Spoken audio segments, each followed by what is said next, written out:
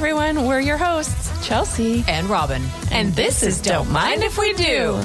Finally, a relatable podcast for women where we can talk about whatever we want. Don't mind if we do. I'm gonna wanna get crazy. Be anything but behave like you do. Make you. Oh, don't mind if we do. Welcome back to Don't Mind If We Do. I'm super excited for Chelsea Smith because she's back on the market again. Yeah, that is exciting, isn't it? It was short-lived, but here you are.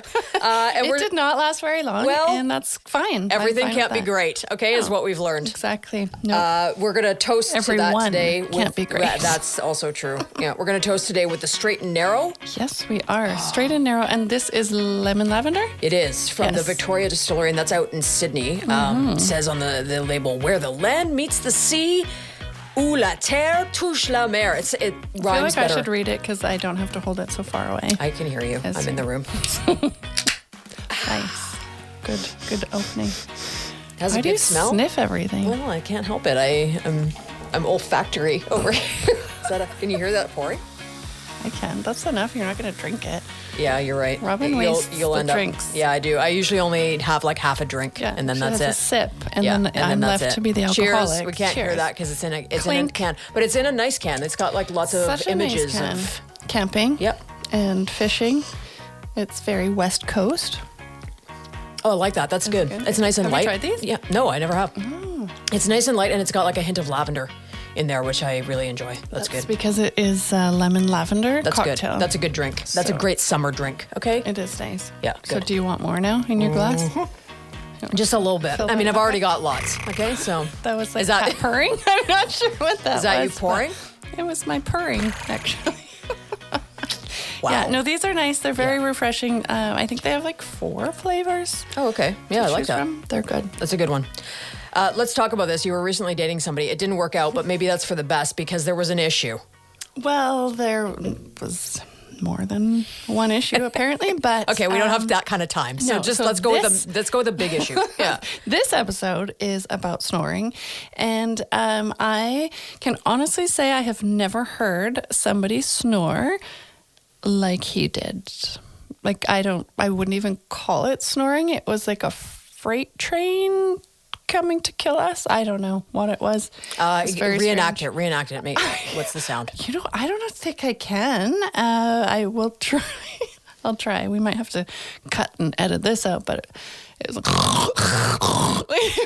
I can't. That was like half of what it was. Wow. I can't. I can't even do it. And that was not a nice noise. So what did you say? Like you're at his home. This is happening for the first time. What is your reaction? What do you do? So he was dead sleeping. Okay. And the window was open, and he lives in a suite with people above. And at one point in the night, I wanted to get up and close the window because I thought the whole neighborhood was probably awake. Like, not just me, everyone in the neighborhood. It was, yeah, I needed medical help. Okay.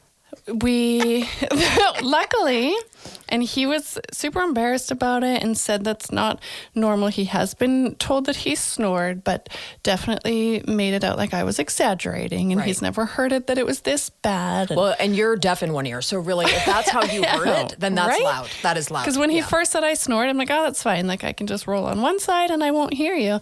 No, I definitely became undeaf in one ear, I think, that night. It was Do you terrible. think you could have? I mean, if he was the perfect guy, do you think you could have made it work? Like, how in your mind did you think that through? Of how will I make this work if this is the guy?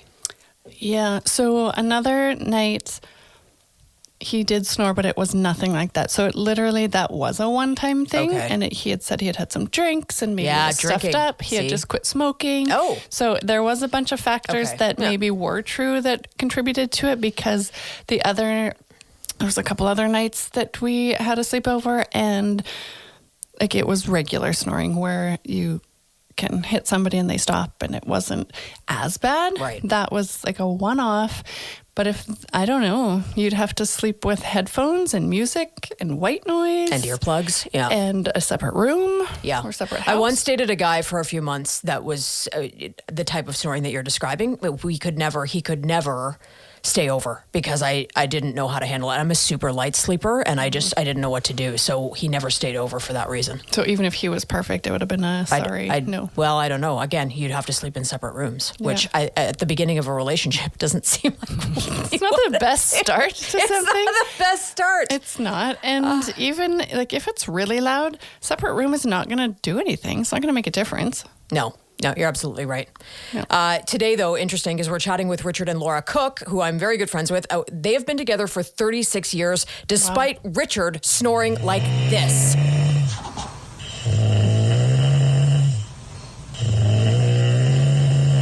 Good morning, guys, and sorry to Laura, who's been awake for the last 32 years of her life. Morning. Good morning. Good morning. Richard's here too. Sorry, I forgot. Yeah. Laura, was it always this bad? Was the snoring always this bad? No, I think just in the last 10 years, as he's got a bit older and a bit weightier. Weightier. Weightier. Well, I thought heavy might be a bit rude, so yeah, Right. just Weightier is very polite. I'm trying. I know, that's fair. Yeah. And do you just adapt over time? Because Chelsea recently dated a guy that was snoring super loud and could not handle it.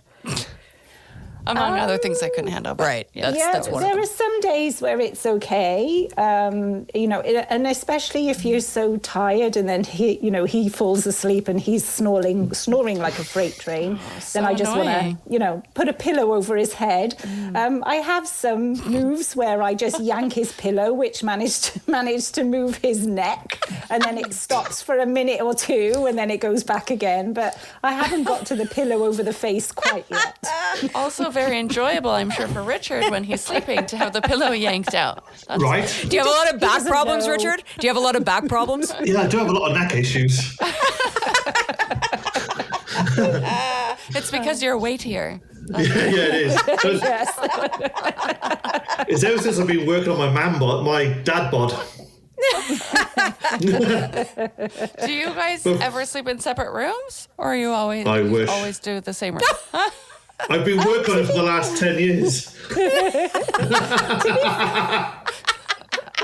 Still not working. Gosh. Well, to be fair, we didn't have a spare room, but now that we have 3 spare rooms, no, we haven't. I want him to move out because it's a comfy bed. Why should I move? Well, that's why it's not, 'cause it's Exactly. comfy. She just asked you to move out, Richard. Did you? Bye. Everyone heard that.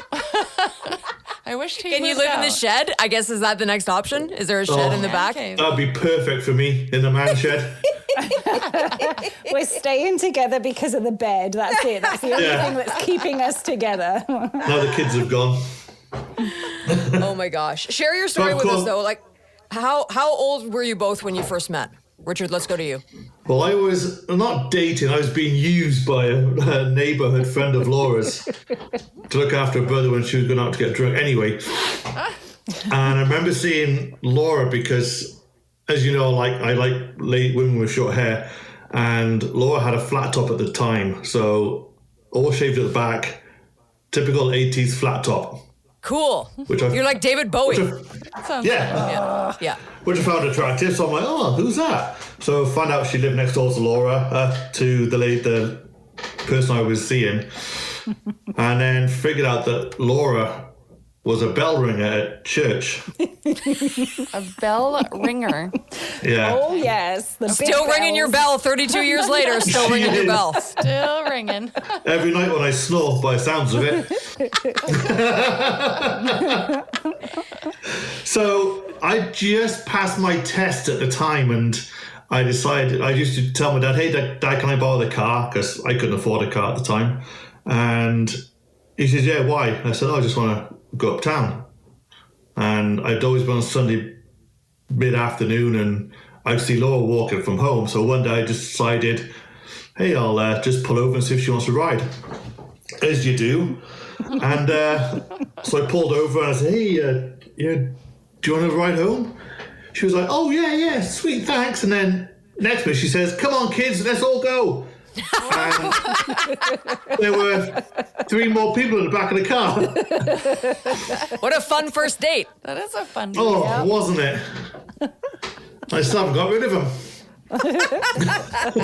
Not her kids, obviously. No. Then No. I was 15 at the time with 3 kids. No.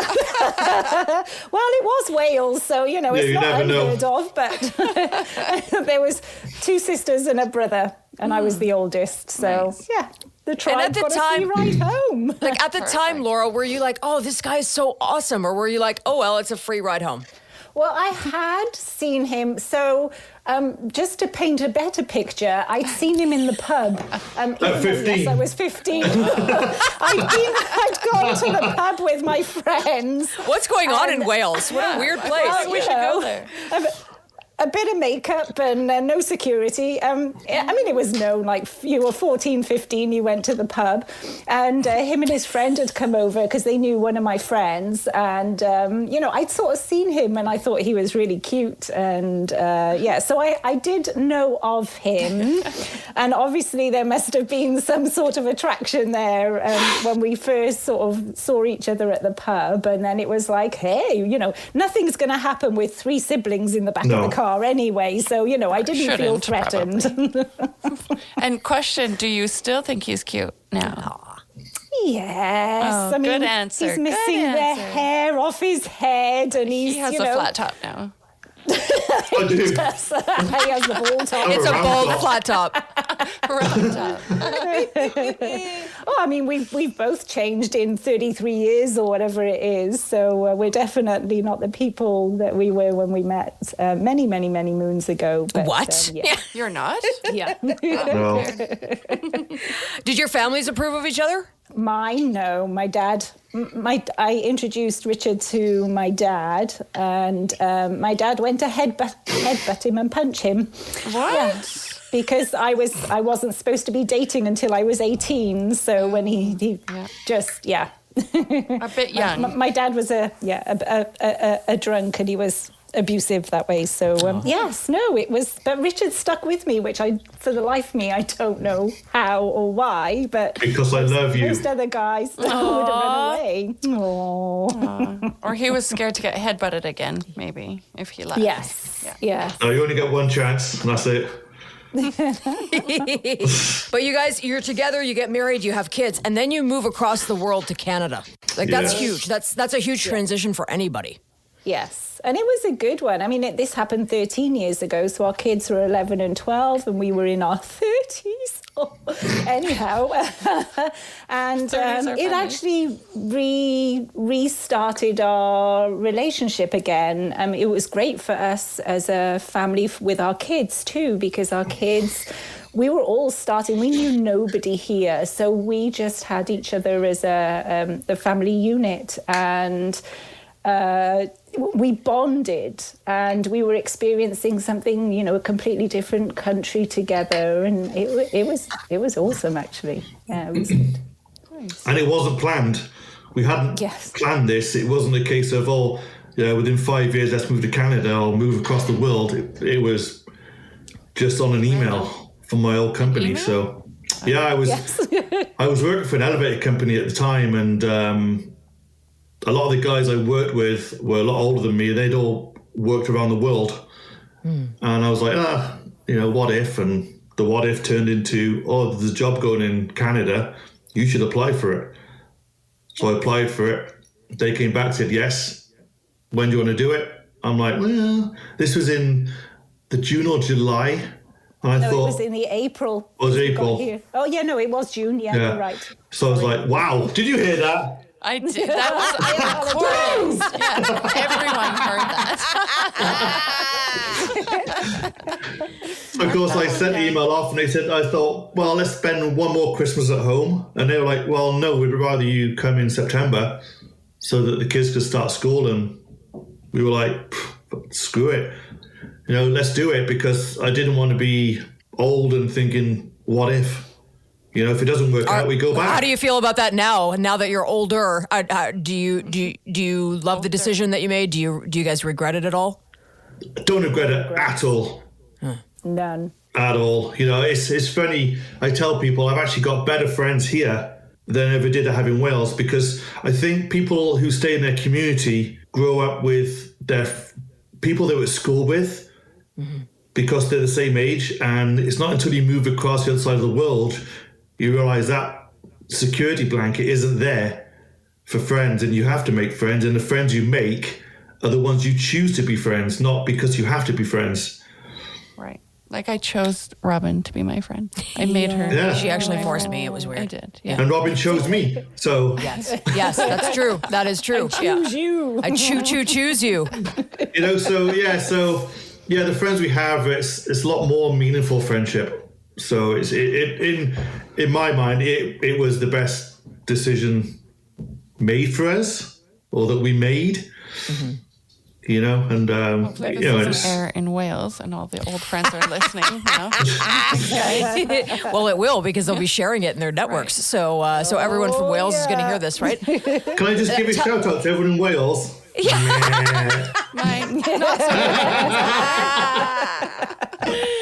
How do you make your relationship work, though? Because 32 years is a long time, and let's be honest, most relationships for our people our age, they fall apart at some point. People move on. They grow apart. They start snoring. You know what I mean? But how did you guys make it work? Like, what was the best part of it, and what was the most challenging? Who's gonna go I first? think we've had some struggles. We've had some, are we meant to be? Are we just brother-sister type?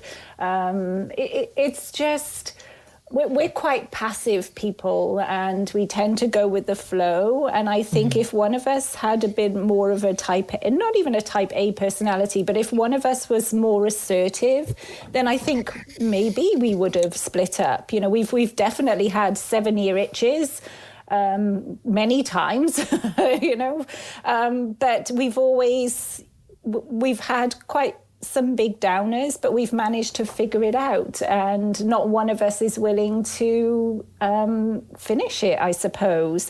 And we've managed to get through, and we're both silent types, so we don't have big arguments. We just tend to ignore each other for 24, 48 hours, and then all of a sudden somebody will just go, want a cup of tea? Okay. But I don't know. Plus the kids have definitely bonded us, and moving to Canada definitely kick-started our relationship again. So, but it is a struggle, and I think for us it's harder to break up than it is to stay together. Where for some people it's easier to split up than it is to stay together. So, but I don't know. Like, we're very similar. We both have a good sense of humour, and we're always making fun of each other. But I mean, it's not all easy. But I think we've managed to figure it out, to be fair. Is it our assertiveness, Robin, that keeps us single? Because we're not passive? Well, that's a great question. And maybe, like, Richard and Laura know me quite well. Do you feel like that could be a thing? Like, is it that I'm too assertive? Maybe that's it. I think you have, like, you've been on your own for a while now, and you have, you are you know exactly what you want out of life, and you need somebody to sort of fit into you.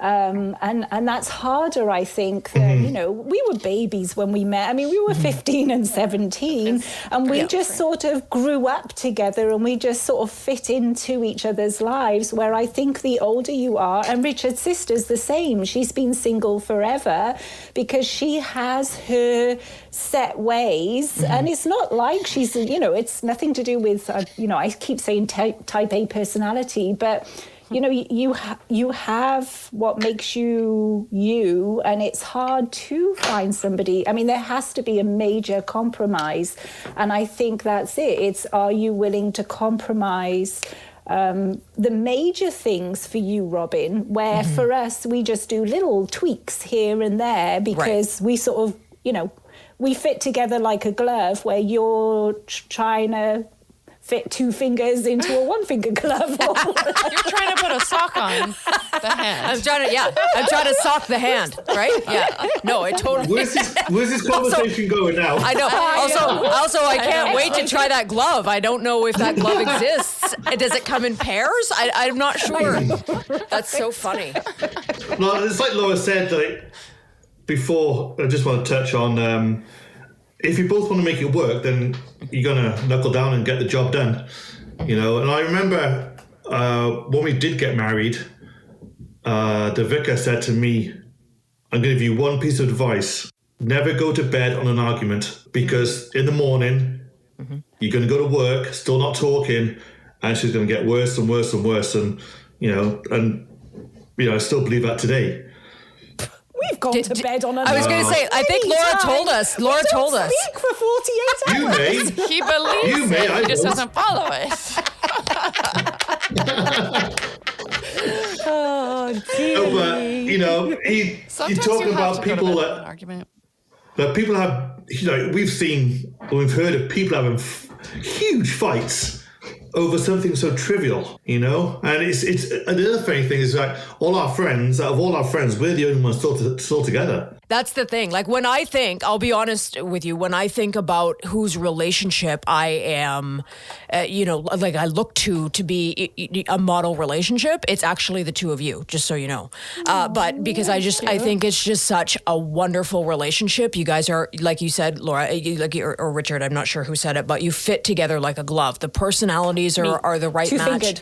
Right, Two we're back fingered. to the glove We're back again. to the glove. Okay, but you guys make it work. And, to make it work every single day, even though you would have grown as people, you would have changed as people, right? Like there's no way from 15 and 17 years old to God, yeah. 50-ish, right? Like that is super challenging. And, how do you choose each other every single day? Because that's what it comes down to. We have our different, Richard rides, and that's his stress release. And I used to go to choir until COVID, and we have a lot of friends, and I think it's just we tend to vent to friends, and just having your individual things that you like to do, but we also do, hang out together, and our kids were a huge bonding element for us too. So Interesting, though, is your relationship changing together again? Because now you are empty nesters. No, empty nesters. Yeah, I mean, we had a blip actually just a couple of months ago where I felt really, really depressed because Natasha's in Mexico with her fiance. Nathaniel moved out in June, and that's all I ever wanted to be. I dreamt of getting married and having children. That was my aspiration as a child, and had kids at 23, and then all of a sudden both kids leave within 4 months of each other, and it was just devastating. And I held it together for a while, and then all of a sudden I just lost it. Richard was out riding most days, which is fine because I know he needs that as a stress release, but I just thought, what the hell am I? Who am I? What am I going to do? I have nothing. And with COVID, choir doesn't happen. We're not seeing friends. It was just, I was really depressed for 2 days, and I just blurt out, and then it did come out. It was like, what's going to happen to us, Rich? Should we even be together anymore? Because we don't have the children as our glue. But I don't know, we talked it through, and I don't know, we just sort of back together again. You found new glue. Yeah, just pottering around the house, and hopefully Tash and Julio will come back from Mexico, and and then we'll have a full house again. But So Richard, you need to start taking her on dates, is what I'm hearing. More Yes. dates. Better dates, Richard. Not puttering around the house. That's no. You need a date night. With your wife. It's been a tough 2 years. A lot's been happening, like kids growing up, moving out, losing my job, which turns out was a good thing. But at the time, it was the worst thing that could ever happen to you. But when you think at 50 years old, what the fuck am I going to do? Who wants me? Laura wants you. And Robin, too. Also me. Yeah. You just dropped the Your F-bomb, other too. sister wife as well. Yeah. but you make it work, and it's when we got married, that's the vows we took. End of the day, I'm not Christian or anything, but a promise is a promise, and you make it work. Aw. What would your best piece of advice be to, couples who either maybe have just gotten into a relationship or thinking about getting married, or maybe are having a rocky time in the relationship that they're currently in? What's your best piece of advice?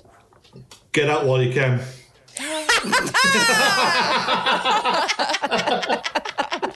You took that and ran with it.